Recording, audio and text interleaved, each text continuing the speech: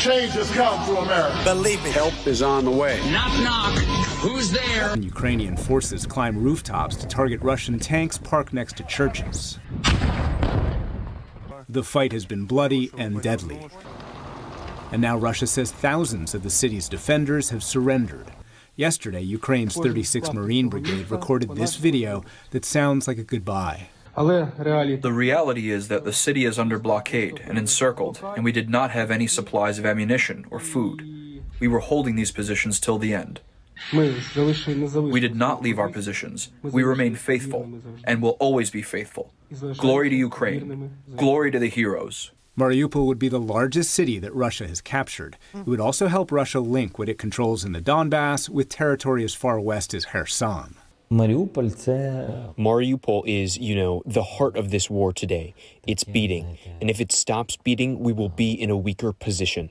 Ukrainian President Volodymyr Zelensky worries if Mariupol is captured, Russia could reverse its setbacks. The stronger our position in Mariupol, we will have advantages in the dialogue with the Russian Federation. If our situation is weak, the talks will not happen because Russia will take steps which will lead to coming back to those cities which we liberated. To try and prevent that, President Biden announced today an additional $800 million of weapons to Ukraine, including for the first time armored personnel carriers, drone boats, radars, and artillery systems and rounds. Before today's announcement, Zelensky took to social media to demand more. Freedom must be armed better than tyranny. Western countries have everything to make it happen. The final victory over the tyranny and the number of people saved depends on them. Arm Ukraine now to defend freedom. Today, Zelensky spoke with President Biden about weapons and holding Russia accountable for a campaign that President Biden yesterday called genocide. Yes, I called it genocide because it's become clearer and clearer that Putin is just trying to wipe out the idea of even being able to be a Ukrainian. Nowhere is that more apparent than Mariupol. Today, a report for the Organization for Security and Cooperation in Europe called the strike that destroyed a maternity hospital a, quote, clear violation of international humanitarian law, and those responsible for it have committed a war crime. Today, Mayor Vadim Boychenko accused Russia of killing civilians and burning their bodies. The bodies have disappeared somewhere. Where did they go? They are trying to hide them. They collect the bodies. 13 mobile crematoria have arrived in the city and are being prepared to get rid of the evidence of war crimes. There are still 120,000 people trapped in Mariupol, and there's little preventing Russia from targeting them next. So it looks like Mariupol surrendered. It looks like Mariupol has been taken, and this is what hatred gets you. This is what this kind of vile confusion about the other gets you. I mean, these people are so closely related, it's unbelievable. They're like brothers, and they're still, you have powerful elite that are still able to stir up ethnic hatred for people who are ethnically nearly identical. This is where you go. This is what hatred gets you. The inability to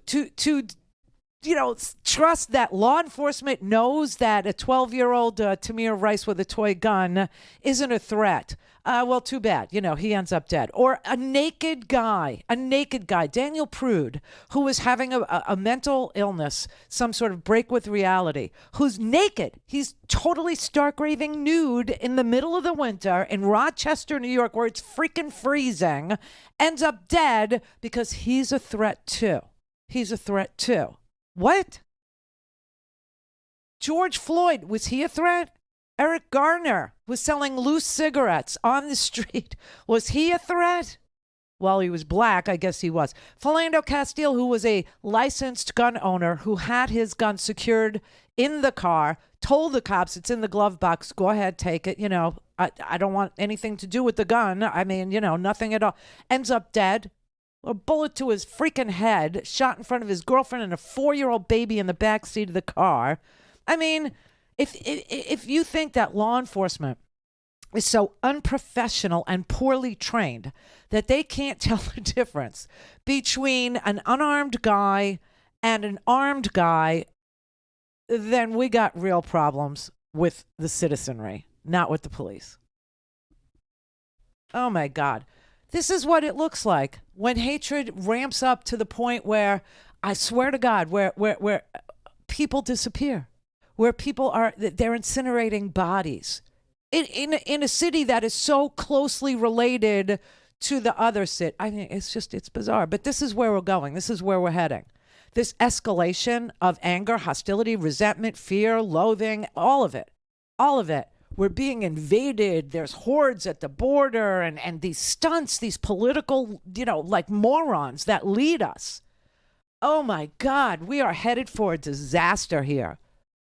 All I asked at the beginning of the show was, could you prosecute anybody for what happened in that situation over there with Patrick? And my conclusion is you probably couldn't. You probably couldn't prosecute anybody for anything. Because Patrick's dead, so you can't prosecute him for resisting arrest, which would have gotten him 2 years. And you can't prosecute the police officer for wrongful death because Patrick grabbed for his taser, and we have a jury pool in this country that thinks that's a capital offense. Wow. We're so screwed. We're in so much trouble. Penny in New York. Hi, Randy. When I watch that video, I see a different scenario. No one who's about to run is going to close the car door, number one, before they run. But he was walking around the car. Perhaps he was going to the other side to look in the glove compartment since the guy in the car couldn't find the license. No, he ran.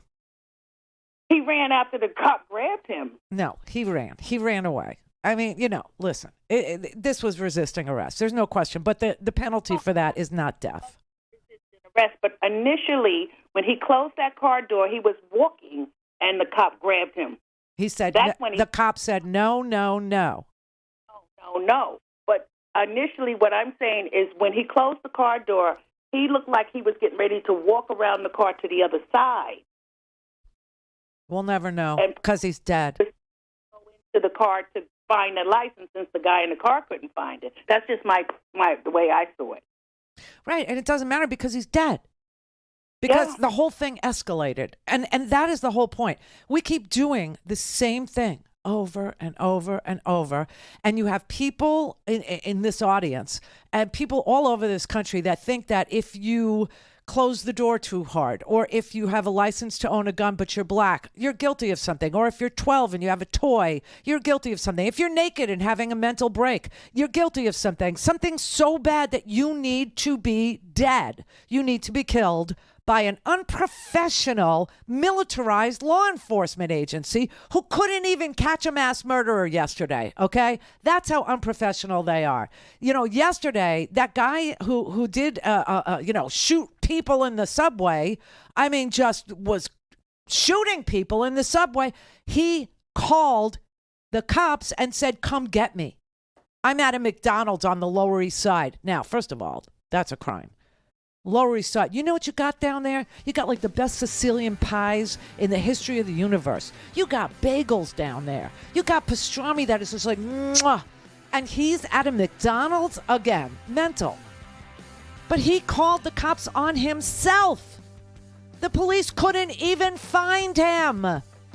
People were taking photographs of him. People were spotting him everywhere, all over New York. He had to freaking dial himself in. This is an unprofessional police force we got on our hands here. You want to know why crime's out of control? Have a look. Have a look at what is going on.